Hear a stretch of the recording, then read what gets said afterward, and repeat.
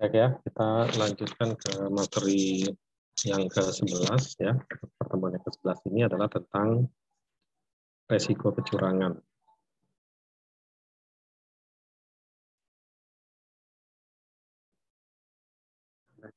Kecurangan atau yang kita kenal dengan fraud ya. Nah, di dalam tujuan audit ya, kalau kita review sedikit tentang tujuan audit ya, dia akan memastikan bahwa laporan keuangan ya yang disajikan ini adalah bebas dari salah saji material ya. Nah, salah saji material ini bisa disebabkan oleh error maupun atau disengaja tidak disengaja maupun kesalahan yang disengaja. Ya, jadi apakah intinya dia ada salah saji ya, kemudian salah saji ini disebabkan oleh kesalahan ya, dan kesalahan ini bisa disengaja atau tidak disengaja. Nah, kalau tidak disengaja maka kita kenal dengan error, atau kalau disengaja berarti dia merupakan tindakan kecurangan ya, atau yang kita kenal dengan fraud. Nah, fraud ini dapat dilakukan di dalam dua bentuk ya. Yang pertama yaitu fraud karena menyajikan laporan keuangan yang menyesatkan. Ya, jadi ini dilakukan dengan sengaja ya. Ya, sengaja artinya dia membuat rekayasa atau manipulasi ya terhadap neraca dan laporan laba rugi. Ya, apa laporan aset, apakah di sisi ya, di sisi liabilitas ya, kemudian juga pendapatan dan beban. Nah, ini yang dilakukan secara sengaja ya. Jadi memang membuat sebuah rekayasa tertentu ya, sehingga dia nanti akan menyajikan ya sebuah laporan keuangan yang tidak menunjukkan keadaan yang sebenarnya ya, atau biasa kita sebut dengan window dressing ya. Jadi memoles laporan keuangan itu sehingga seolah-olah dia terlihat bagus, seolah-olah dia terlihat kinerjanya baik ya, dan prospektif ya. Nah, ketika ini dilakukan dengan sengaja, maka dia masuk ke dalam kategori kecurangan. Kemudian yang kedua adalah fraud ya, itu dilakukan dengan penyalahgunaan aset ya. Ya, jadi dari misappropriation aset atau penyalahgunaan aset ya, sehingga aset tersebut misalnya dipergunakan untuk hal-hal yang di luar kewenangan atau di luar peraturan ya, atau misalnya ada aset yang tidak dilaporkan ya, atau off balance sheet gitu ya. Jadi mutasi di dalam asetnya itu tidak dilaporkan di dalam laporan keuangan gitu ya. Jadi seperti misalnya di pooling ya di dalam sebuah akun aset. Nah, kemudian akun aset ya, misalnya misalnya sebuah akun investasi ya, tapi plus minus dari investasi itu tidak dilaporkan gitu ya. Jadi jumlahnya hanya fix saja ya, misalnya ada investasi 1 miliar gitu ya. Nah, padahal investasi ini bisa saja mendapatkan keuntungan sehingga ada penambahan, atau mengalami kerugian sehingga nilainya berkurang ya. Nah, bisa dalam hal penyalahgunaan aset bisa saja plus minusnya ini tidak dilaporkan gitu ya. Nah, ini salah satu yang masuk dalam kategori di penyalahgunaan aset. Ya, jadi itu fraud ya, intinya fraud ini adalah suatu tindakan yang disengaja ya. Bisa saja sebuah kesalahan itu bentuknya sama ya, tetapi yang satu tidak disengaja, yang satu disengaja ya, meskipun ada dua bentuk ujungnya sama gitu ya, di hasil akhirnya sama, misalnya ada kesalahan ya, tetapi tentu kalau dia dilakukan dengan kesengajaan ya, tentu ini memiliki dampak yang lebih berat dibandingkan kalau itu merupakan ketidaksengajaan. Nah, kemudian faktor-faktor yang mendorong adanya fraud ya, atau praktek kecurangan ini adalah yang pertama ya, faktornya adalah adanya insentif atau tekanan gitu ya. Jadi adanya insentif ya atau tekanan ya. Jadi maksudnya adanya tekanan ya, misalnya kalau Anda bisa mencapai keuntungan sekian persen, Anda akan mendapatkan bonus. Ya, nah itu adalah insentif ya, akan mendapatkan keuntungan. Ya, tapi sebenarnya itu tekanan juga, gitu ya. Nah, kalau Anda tidak mencapai target tertentu, ya misalnya soal direksi ya, kalau dia misalnya Anda tidak mencapai target tertentu, ya maka Anda tidak akan mendapatkan bonus.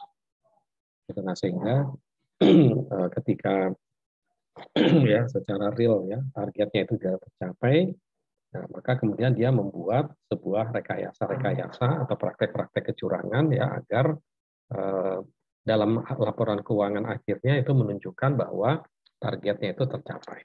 Gitu. Nah itu adalah adanya tekanan ya, tekanan yang walaupun tekanan itu yang sifatnya ke depannya akan menguntungkan. Oke ya, jadi kecurangan ya dilakukan karena menguntungkan atau bisa juga karena tekanan. Nah itu adalah barangkali itu adalah hal yang paling banyak sebenarnya yang terjadi ya, karena misalnya ini dalam keuangan ya itu yang biasa terjadi itu adalah adanya agensi konflik ya, konflik agensi yaitu konflik antara pemegang saham ya dengan direksi atau dengan manajemen. Nah biasanya pemegang sahamnya di dalam suatu rapat umum pemegang saham itu dia mempunyai target-target ya, nah, termasuk target itu target yang berkaitannya dengan penjualan ya, kemudian atau target yang berkaitan dengan perkembangan perusahaan ya, dan biasanya target itu selalu diiringi dengan iming-iming ya, misalnya pendapatan direksi mendapatkan bonus, direksi mendapatkan saham ya, atau dia mendapatkan opsi ya untuk membeli saham dan sebagainya gitu ya. Nah ini atau bahkan bisa jadi kaitannya adalah dengan keberlanjutan, apakah dia masih dilanjutkan lagi sebagai direksi atau tidak ya. Nah ini juga menjadi faktor yang mendorong ya seorang direksi adalah melakukan praktek kecurangan di dalam pelaporan keuangan. Itu yang pertama. Kemudian yang kedua adalah adanya opportunity atau adanya peluang. Ya, kecurangan itu dilakukan karena terbukanya kesempatan untuk melakukan kecurangan. Ya, jadi ada peluang di depan mata, gitu ya. Kemudian tidak ada kontrol ya. Biasanya ini terjadi dalam konteks ya, misalnya tidak kuatnya sistem pengendalian internal, tidak adanya pengawasan dari komisaris, misalnya gitu. Atau sistem yang dibuat oleh perusahaan itu tidak memiliki misalnya SOP ya, standar operasional prosedur yang memadai. Ya, nah sehingga sangat banyak diskresi yang bisa dilakukan oleh manajemen ya atau oleh direksi. Ya, banyak diskresi dengan berbagai macam pertimbangan. Kenapa? Karena tidak ada standar pengendalian internalnya atau sistem pengendalian internal tidak ada standarisasi ya. Nah, sehingga semua kebijakan itu dilakukan oleh menjadi kebijakan itu semuanya dibuat oleh manajemen atau dibuat oleh direksi. Gitu ya. Nah, ini juga menjadi pendorong ya terdapatnya praktek kecurangan yang dilakukan. Ya, itu. Kemudian yang ketiga adalah rasionalisasi ya atau mentalitas ya. Praktek kecurangan ini juga dilakukan ya karena adanya faktor mental ya, karena memang sudah niatnya gitu ya. Jadi kalau memang sudah niat ya pasti dia akan mencari cara apapun gitu ya untuk mengambil misalnya keuntungan pribadi misalnya. Jadi memang karena sudah faktor yang ada di mentalnya gitu ya. Atau dia biasanya hal yang seperti ini dia akan melakukan tindakan pembenaran gitu ya, membuat rasionalisasi atau membuat pembenaran-pembenaran atas kesalahan yang telah dilakukan. gitu ya. Misalnya, seharusnya dapat diskon, dia diskonnya diambil untuk, ya misalnya dalam sebuah pembelian harusnya ada diskon, diskonnya diambil untuk kepentingan pribadi, ya. Nah, kemudian dibuatlah rasionalitas, ya. Apakah karena ya itu memang sudah biasa seperti itu, atau itu adalah menjadi haknya yang melaksanakan dong, bukan haknya perusahaan dan sebagainya, gitu ya. Itu rasionalitas itu biasanya selalu mengiringi dalam suatu tindakan atau praktek-praktek kecurangan yang dilakukan di entitas, ya. Nah, itu adalah faktor-faktor. Ini beberapa salah satu riset, ya.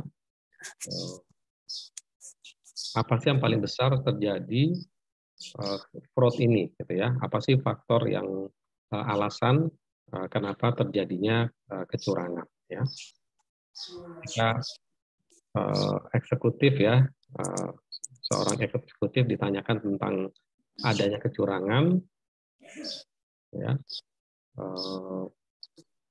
maka ini 81% yang menyatakan bahwa adanya pressure, ya, whatever it takes to meet goals, gitu ya. Nah, jadi 81% kenapa dia melakukan kecurangan adalah karena memang adanya tekanan, ya, bahwa si eksekutif ini atau manajemen ini dia harus mencapai tujuannya, gitu ya, atau mencapai target yang sudah ditentukan, gitu ya.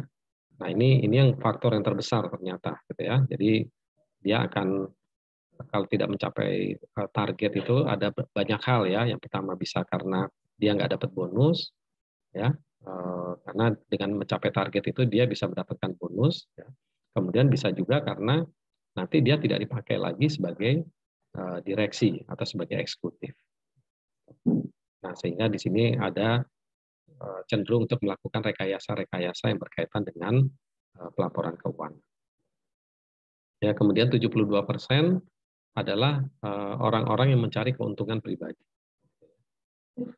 Ini paling besar, ya. Jadi cukup besar, ya, untuk mencapai keuntungan pribadi. Ya, kemudian yang 41% mereka berpikir, ini sudah biasa, nggak akan ketangkep lah, nggak akan ketahuan, gitu ya, kira-kira seperti itu. Ya, jadi ini udah biasa, semua orang juga melakukan, gitu ya, nggak akan ketahuan, ini sudah praktek yang lumrah, misalnya, gitu ya. Nah, ini 41% mengatakan demikian, kemudian ada 40%, ya, they do not consider their action fraudulent. Ya, jadi mereka menganggap bahwa tindakannya itu bukanlah kecurangan.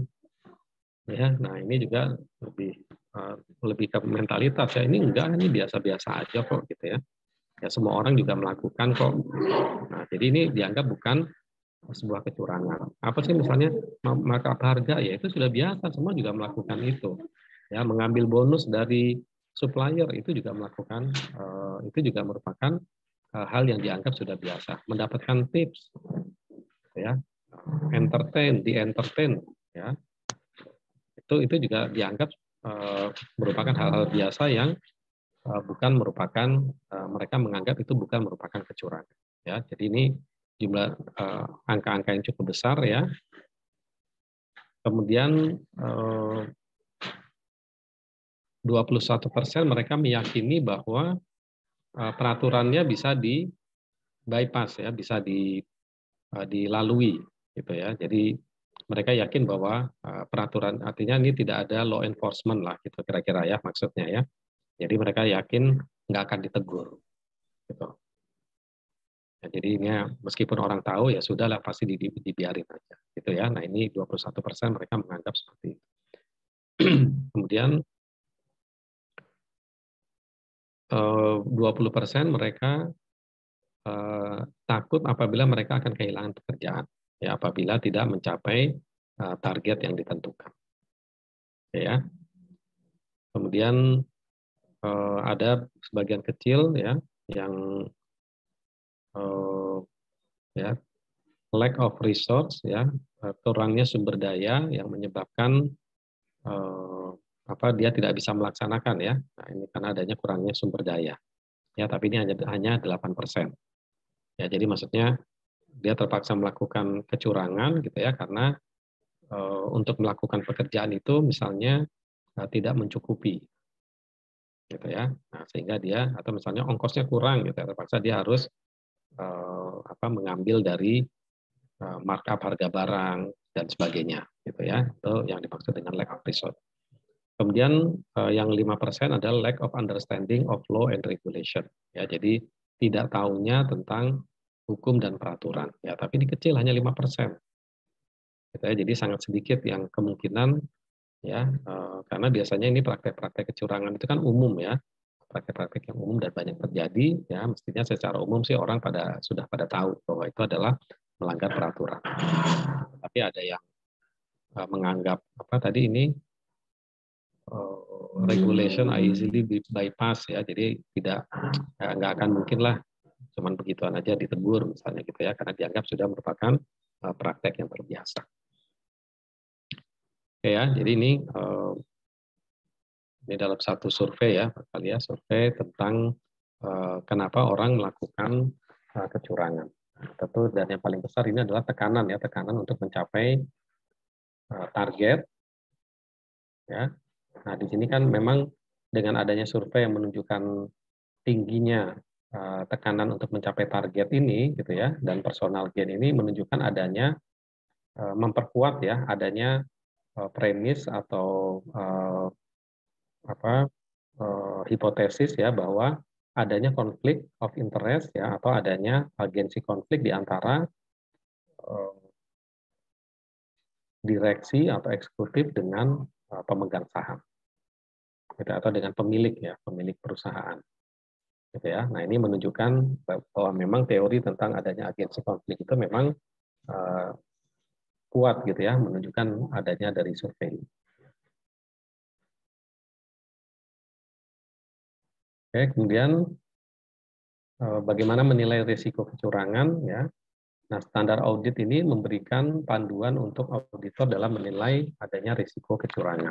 Ya, jadi dalam standar auditing ya dinyatakan bahwa di dalam melaksanakan skeptisisme profesional ya, jadi seorang auditor itu tidak ada yang berasumsi bahwa manajemen itu tidak jujur atau mengasumsikan kejujuran yang tidak perlu dipertanyakan lagi. Gitu ya. Jadi tidak ada asumsi gitu ya. Oh, ini orangnya nggak bagus. Ini orangnya jujur, ini orangnya tidak jujur, gitu ya. Itu tidak ada skeptisisme profesional seorang auditor tidak boleh bersikap seperti itu, gitu ya.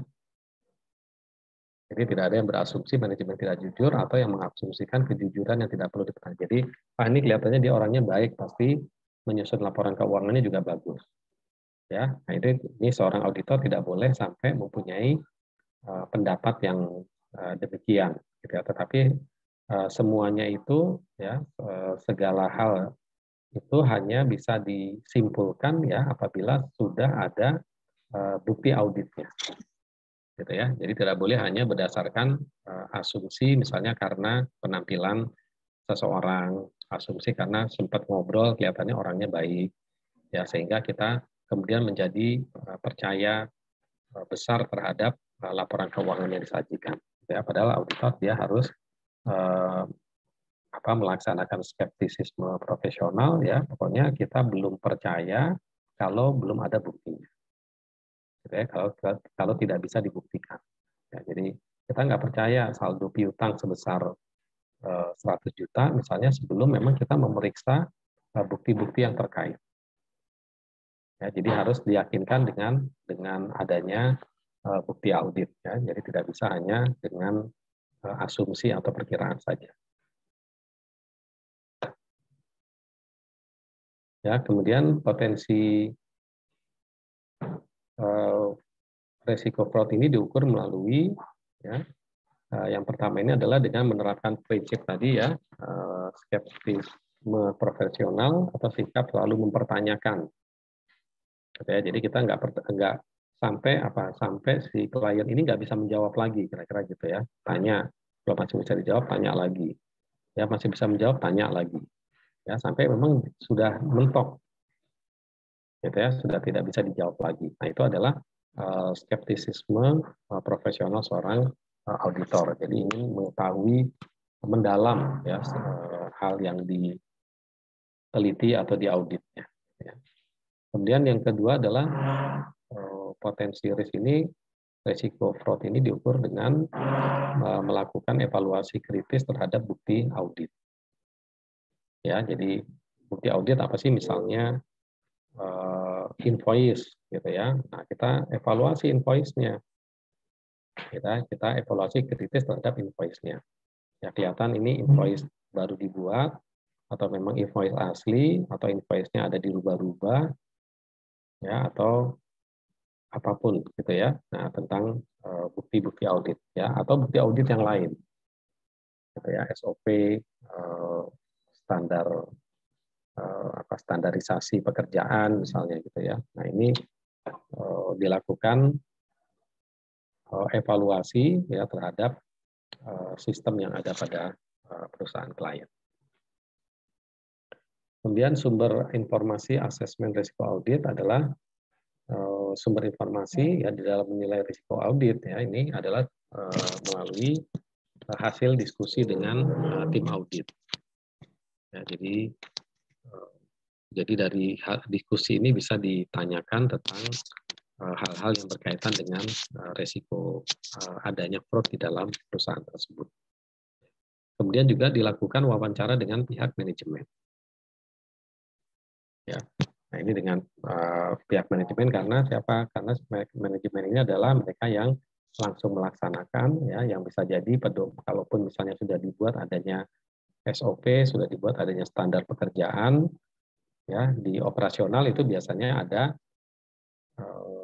karena sifatnya taktis ya bisa jadi mungkin ada penyimpangan-penyimpangan. Ya, nah karena itu memang sangat penting bagi auditor untuk bisa wawancara langsung dengan pihak manajemen atau pihak yang melaksanakan operasional perusahaan. Kemudian yang ketiga adalah sumber informasi dari asesmen risiko audit adalah hasil identifikasi faktor-faktor pemicu fraud ya, atau pemicu kecurangan. Jadi hasil identifikasi, jadi melakukan identifikasi terhadap faktor-faktor yang bisa memicu adanya kecurangan. Ya, tentu ini biasanya dilakukan melalui pemahaman terhadap bisnis prosesnya perusahaan. Ya, bisnis prosesnya perusahaan usaha klien ya. Nah, ini kita dengan memahami bisnis prosesnya, maka kita nanti biasanya bisa menemukan di mana tempat-tempat yang rawan adanya kecurangan. Ya, misalnya di dalam pengiriman barang, gitu ya, maka ketika barang itu datang dan menjelang masuk ke gudang, nah itu adalah salah satu misalnya adanya resiko kecurangan. Ya, misalnya barangnya diambil tidak dimasukkan ke gudang. Ya ini contoh aja gitu ya. Atau mungkin di tempat lain seperti apa? Misalnya pengeluaran oleh kasir yang tidak dilakukan otorisasi jumlah pengeluaran. Ya, sehingga bisa jadi dia nanti akan salah di dalam melakukan pengeluaran, ya karena memang tidak ada aturan tentang wewenang otorisasi pengeluaran uang. Ya, nah itu dari analisa awal ya terhadap laporan keuangan dan pemahaman tentang bisnisnya perusahaan itu biasanya auditor bisa menemukan potensi-potensi atau tempat-tempat yang kemungkinan besar akan terjadi tindakan kecurangan. Kemudian yang keempat adalah hasil uji analitis terhadap data dan informasi yang tersedia. Ya, nah, ini juga pengumpulan data, ya maka harus dioptimalkan betul data yang sudah dikumpulkan. Ya, dibuat kategori, dibuat pengelompokan, ya kemudian dilakukan analisis atau analisis. Ya. Nah, sehingga di situ bisa terlihat bagaimana resiko yang ada di perusahaan tersebut. Kemudian yang kelima adalah sumber informasi lainnya. Ya, ini juga sangat penting ya, misalnya informasi-informasi yang berasal dari pembicaraan atau berasal dari pertemuan-pertemuan yang sifatnya informal maupun formal. Ya, apalagi informal gitu ya. Mungkin itu juga banyak informasi yang bisa diambil untuk kemanfaatan perusahaan. Oke ya, nah itu jadi sumber informasi ya di dalam kita melakukan resiko penilaian. Kemudian auditor dia harus melakukan atau harus mendokumentasikan prosedur, data, dan informasi yang digunakan untuk melakukan asesmen terhadap potensi fraud. Ya, jadi auditor harus mendokumentasikan prosedur, data, informasi, ya itu harus dituangkan ya nanti di dalam kertas kerja pemeriksaan atau kertas kerja audit. Ya, dia menggunakan prosedur apa, ya harus dituliskan. Data apa yang diambil, sumbernya dari mana. Ya, kemudian informasi yang digunakan untuk melakukan asesmen terhadap potensi fraud. Gitu ya. Nah ini harus dilakukan oleh auditor. Ya. Jadi jangan lupa untuk selalu melakukan dokumentasi atas tindakan-tindakan yang dilakukan. Ya, misalnya kalau memang melakukan wawancara, ya wawancaranya harus ditulis. Kalau perlu nanti misalnya hasil wawancaranya itu diserahkan kepada orang yang diwawancarai, kemudian dia menyatakan setuju dengan wawancara tersebut. Gitu ya, itu misalnya adalah salah satu bentuk mendokumentasikan prosedur.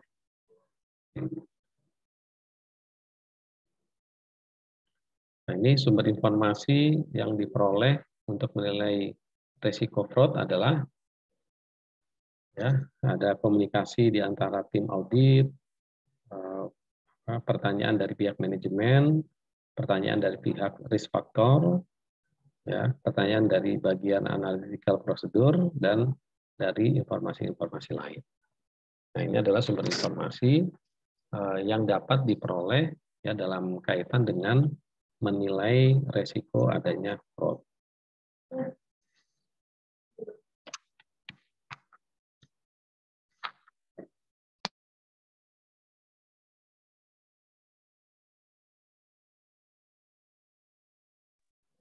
Oke ya, nah ini jadi kemudian setelah dilakukan di bawah hasilnya adalah identifikasi resiko dari salah saji material ya yang berkaitan dengan kecurangan. Ya, jadi nanti bisa dilihat atau bisa ditentukan resikonya ya.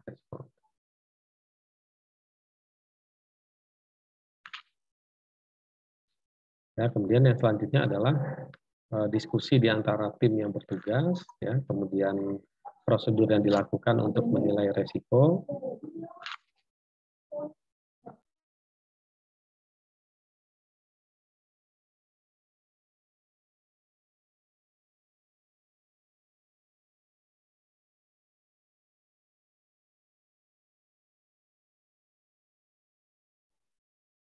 ya, kemudian resiko spesifik dan respon audit, alasan yang mendukung kesimpulan, hasil prosedur yang dilakukan, kondisi lain dan analisis hubungan dan model komunikasi.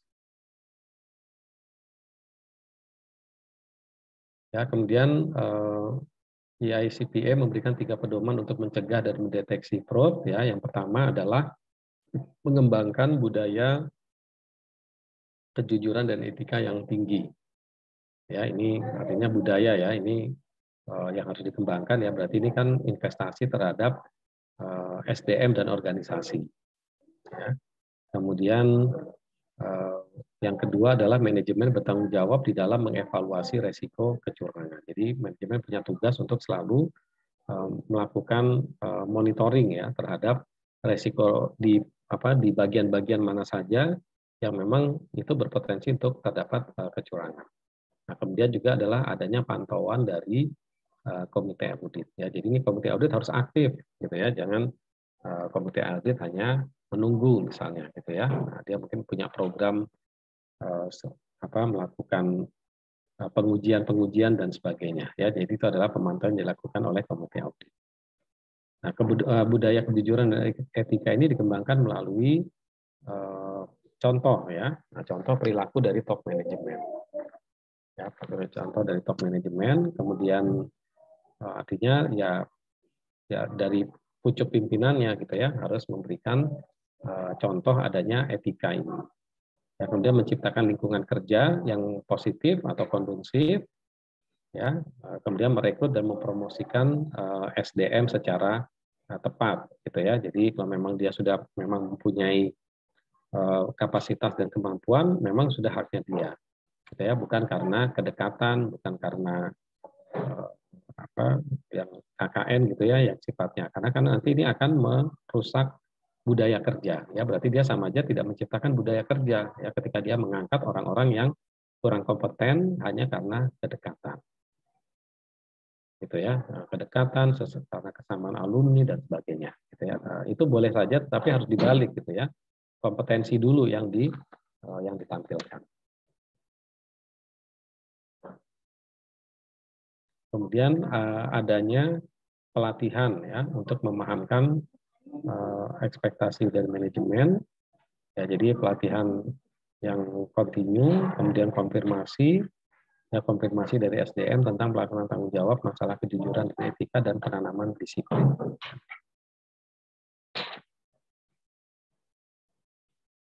Kemudian tanggung jawab manajemen terhadap risiko fraud adalah melakukan identifikasi dan mengukur potensi fraud. Ya, jadi manajemen ini manajemen risiko, ya. Jadi dia harus bisa melihat di mana adanya potensi tadi, ya, di bagian-bagian mana, dan setelah itu dia harus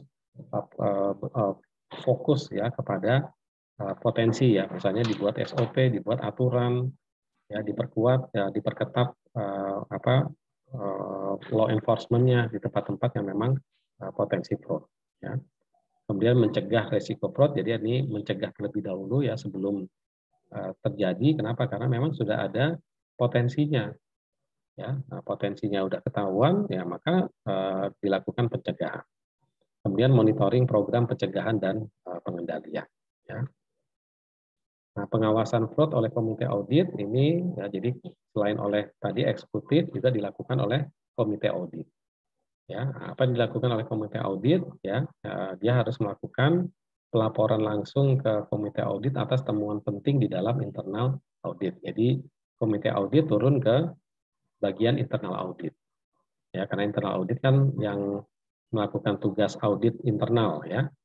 Nah, dia harus berkomunikasi ke sana, gitu ya, karena kalau komite audit kan dia mungkin tidak mencukupi, ya, SDM-nya kalau dia harus melakukan audit sendiri, gitu ya. Maka dia bisa meminjam atau bisa menggunakan bagian internal audit, ya, yang ada di perusahaan tersebut. Kemudian laporan periodik oleh divisi etika tentang whistleblowing, yaitu peluit untuk fraud, ya. Jadi maksudnya whistleblowing ini mereka yang mau mengungkapkan adanya kecurangan, ya, gitu ya. Mereka yang mau mengungkapkan adanya kecurangan. Kan kadang-kadang adanya kecurangan itu tidak dilaporkan, gitu ya, karena misalnya nggak enak temen, atau nanti justru dia diserang balik, misalnya gitu. Nah, ini komite audit ini harus mempunyai sistem, ya, agar whistleblowing ini bisa muncul, gitu ya, tanpa harus nanti adanya terjadi masalah yang kurang baik bagi mereka yang melakukan whistleblowing, ya. Nah, atau selalu memberikan warning, gitu ya. Peluit untuk fraud itu selalu, divisi etika ini selalu memberikan warning, ya, supaya etika ini tetap dikedepankan. Ya, mungkin kalau dalam kaitan kita di dalam syariah, ya, tentu adalah menguatkan ini, ya, menguatkan muraqabatullah, ya, pengawasan dari Allah, ya, menguatkan keimanan, ya, membina keimanan dari sumber daya manusia, dari SDM, ya, sehingga dia secara personal itu dia tidak mau atau tidak berani untuk melakukan kecurangan. Ya, kemudian laporan lain tentang pelanggaran etika atau tersangka fraud, ya.